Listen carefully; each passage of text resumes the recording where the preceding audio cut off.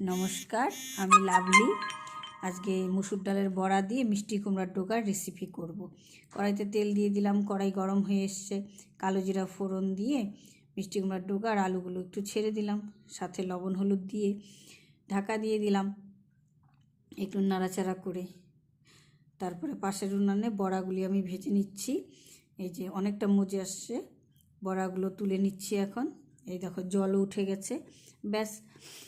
তারপর একটু আদা জিরা লঙ্কা বাটা দিয়ে দিচ্ছি, কালারের জন্য শুকনো লঙ্কা দিয়ে দিলাম। ব্যাস ভালো করে কষিয়ে পরিমাণ মতো জল দিয়ে দিলাম।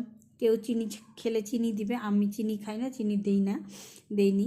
তো যাই হোক, ঝোল দিয়ে দিলাম। এখন বড়াগুলিকেও দিয়ে দিচ্ছি, দিয়ে আঁচটা একটু কমিয়ে দিব। যদি রেসিপিটা ভালো লাগে তাহলে হয়ে গেল।